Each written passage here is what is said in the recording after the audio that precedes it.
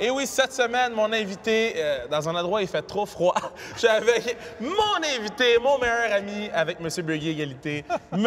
Mike Bossy. Comment ça va? Ça va très bien, toi? Oui, ça va super bien. Premièrement, merci d'être... T'as pas assez de budget pour un peu de chauffage, Non, hein? mais il est supposé d'avoir quelqu'un avec un lighter, mais il n'est pas là. Mais je suis vraiment content, on était à Laval. C'est là que tu as fait tes débuts juniors. Oui. Avec le national. Oui, C'était oui, comment tout ça, là, le début avec Laval? Puis est-ce que tu as aimé ton expérience junior? Ben, moi, je suis parti de Montréal. Je suis né à Huntsic, moi. OK, cool. Et pour jouer au hockey à Laval, l'équipe de Laval a déménagé ma famille Ben non. parce qu'ils voulaient me protéger pour jouer pour leur équipe. Tu pouvais faire ça dans ce temps-là. Alors, on est parti d'un appartement au sous-sol, un 4,5. On était... on a commencé 12, Ouais. puis on a fini, on était 7 quand on est venu à Laval. Alors, c'est ça, c'est comme ça que ça a commencé, de Montréal à Laval. J'ai joué mon hockey midget ici à Laval, junior B, puis ensuite 4 ans junior avec la nationale. Le junior, il déménageait la famille au complet.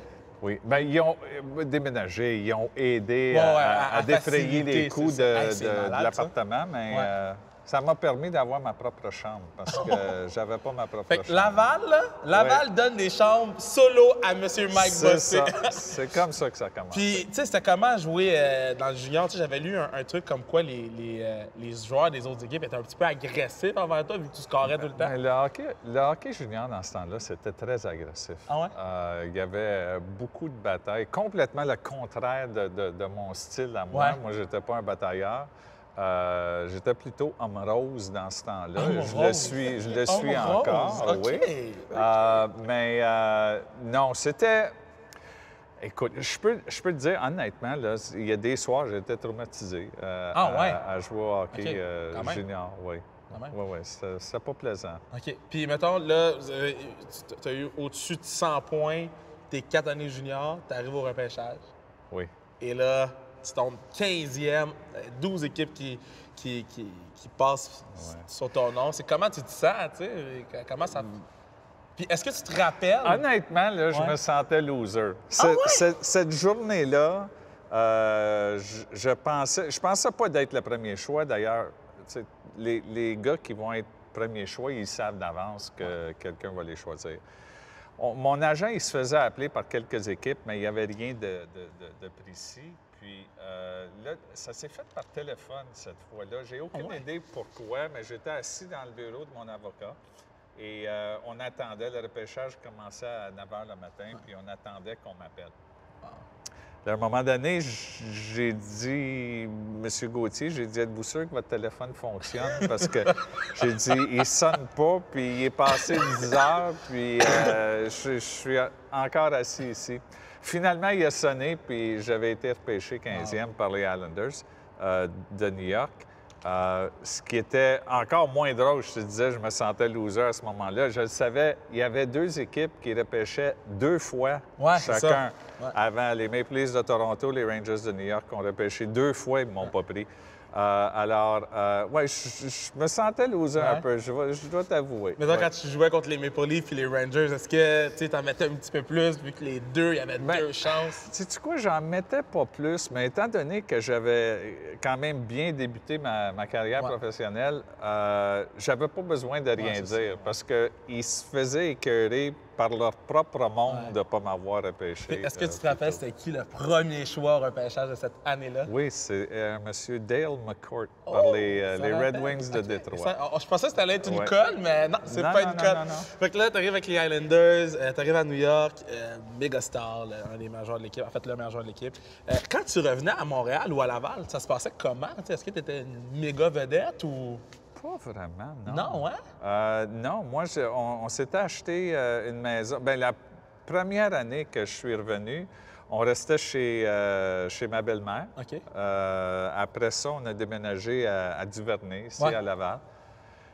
Mais les Québécois sont drôles. Moi, j'avais joué mes 4 années junior, puis on publiait beaucoup le hockey junior à Laval. Alors, les gens ils me connaissaient déjà. Par la suite, la première année, Les Québécois sont drôles dans le sens que on m'avait adopté un petit peu comme, même si je jouais pas pour le Canadien, comme un des leurs. Ouais. Puis tout le monde, depuis ce temps-là, depuis que je suis jeune, tout le monde me salue, que ce soit à l'épicerie, que ce soit au dépanneur, allô Mike, les gens m'appellent Mike, puis moi je trouve ça bien correct comme Parfait, ça. Fait que là, mettons, t'arrives... Ça donne bien parce que c'est ton prénom. Oui, ça donne. Non.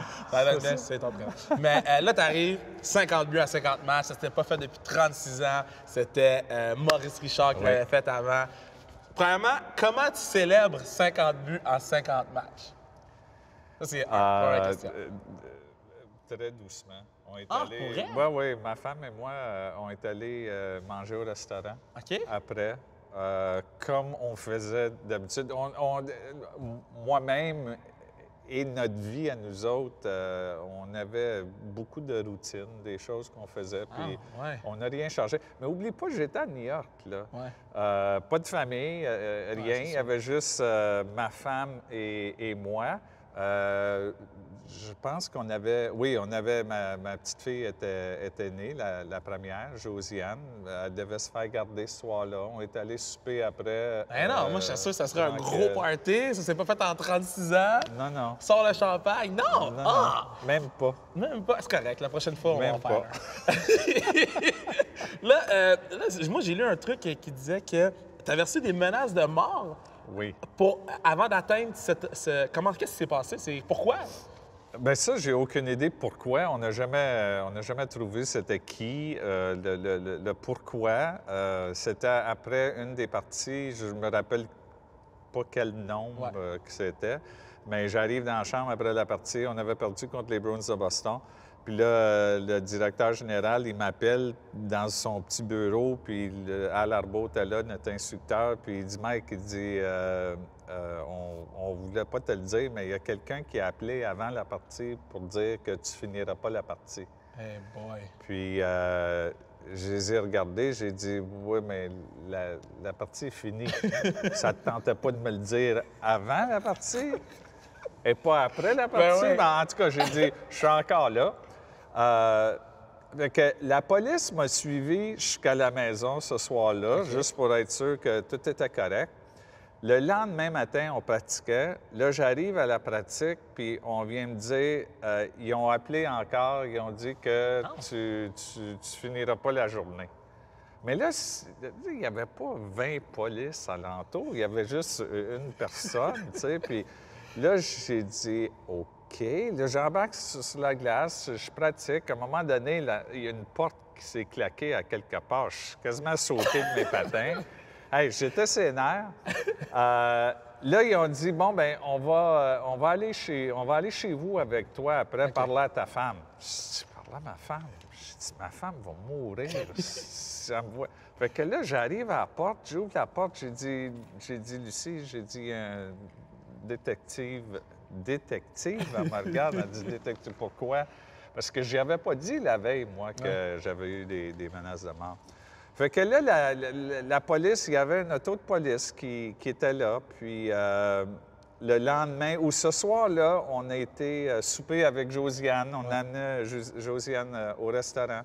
Là, on est assis, puis il était très tôt, on est assis, on était tout seul dans le restaurant.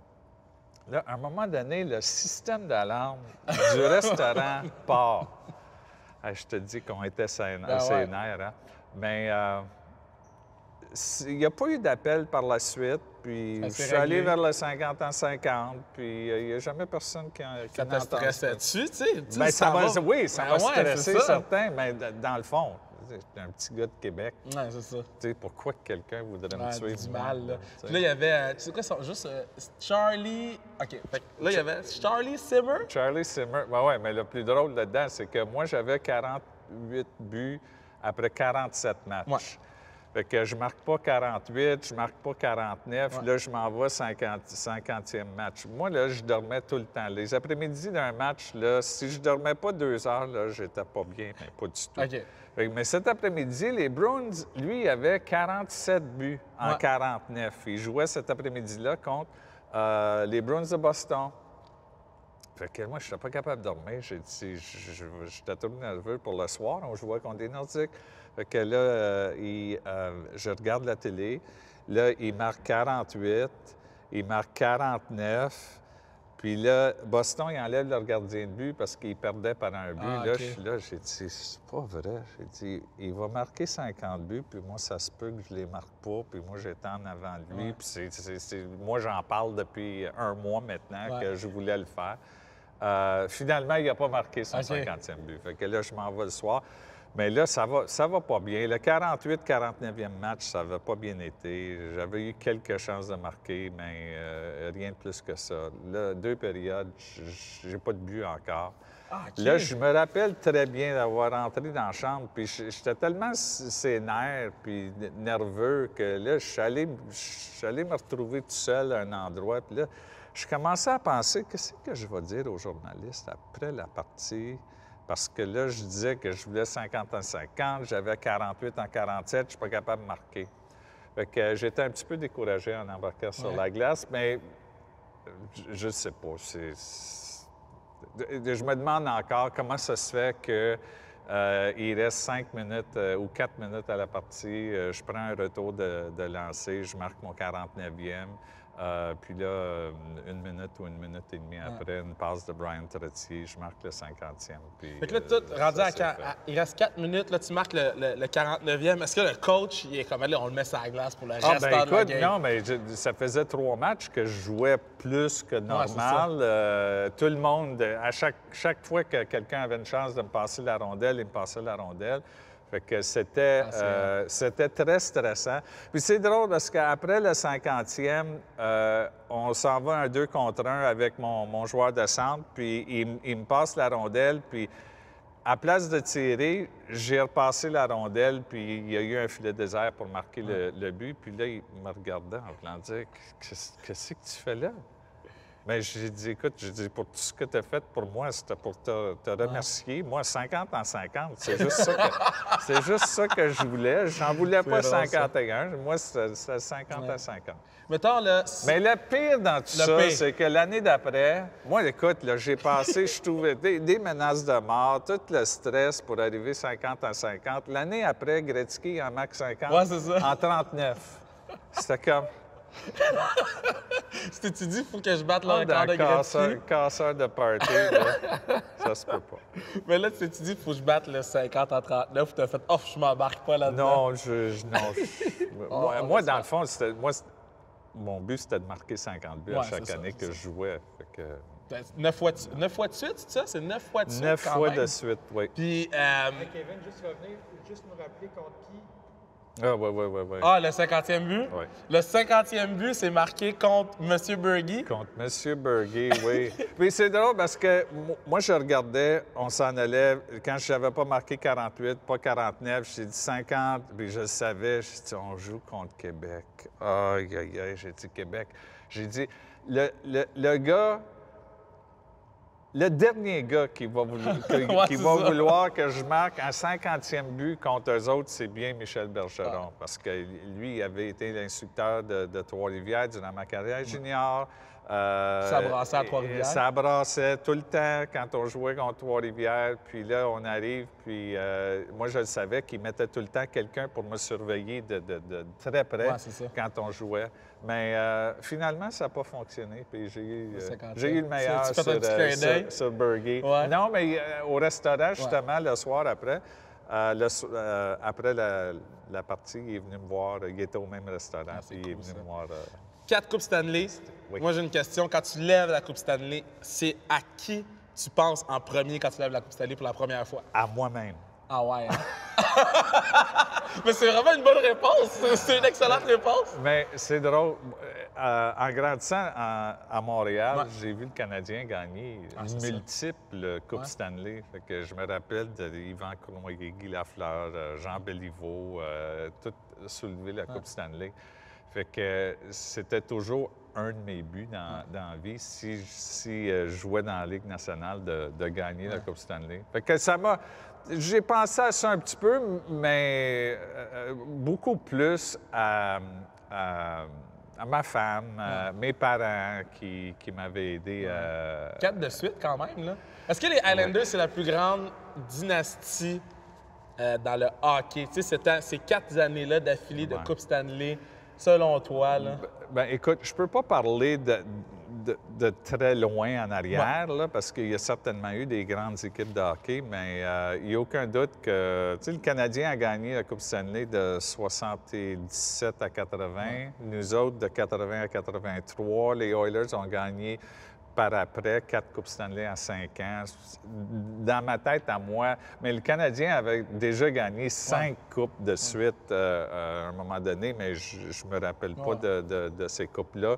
C'est certainement ces 4 équipes-là, les 4 plus grandes équipes. Ouais. Est-ce que quand tu regardes les games, puis là, je te vois à Dave Morissette en direct avec... c'est quoi le nom? Je ne me rappelle plus. J'ai un blanc. Excuse-moi. Là, moi, je regarde à Dave Morissette en direct avec certifié Mike Bossy. Oui. Moi, je trippe. J'étais vraiment content de voir ça la semaine passée. Y a-tu un joueur que tu vois et tu es comme, ah, ça, c'est Mike Bossy?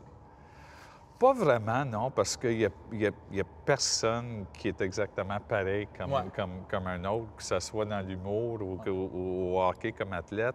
Moi, je regarde Ovechkin jouer, puis je vois un petit peu de moi dans ce qu'il fait. Je vois Steven Stamkos à Tampa Bay jouer, puis je vois un petit peu de moi dans qu'est-ce qu'ils font, eux autres. Mais non, on est chacun des individus qui sont très intenses. Ouais, moi, quand je vois des joueurs de hockey qui sont intenses, ça me fait penser à moi parce que j'y l'étais, puis peut-être des fois trop. Là, Intense, mais rose. Intense, mais rose. Parce que quand t'es arrivé dans la ligue, t'as dit, moi, je dropperais pas les gants. Non.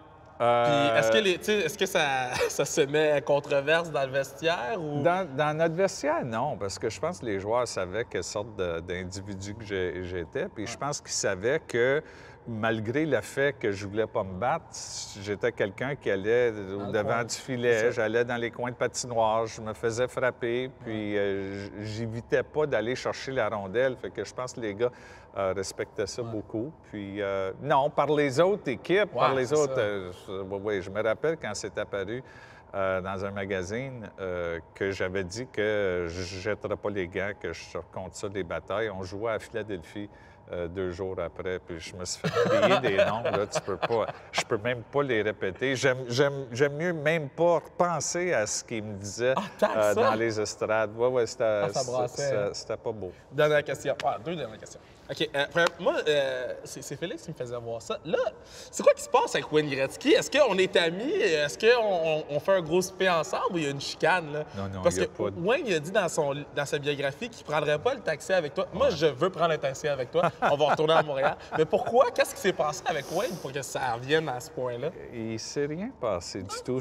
Moi, je pense qu'à notre époque, à nous autres, là, on était deux gars qui étaient très intenses, 2 gars qui essayaient d'être le meilleur joueur à chaque soir qu'on jouait. On a joué ensemble une fois pendant une Coupe Canada en 84, où il y avait beaucoup de joueurs des Oilers, beaucoup de joueurs des Highlanders ensemble. Puis, disons que, pas que ça brassait un peu, mais non, j'ai jamais compris d'ailleurs pourquoi il a dit ça. OK, on est 2. À moins qu'il avait peur de payer. Je sais pas si c'était pour ça, mais... Moi, j'ai Uber.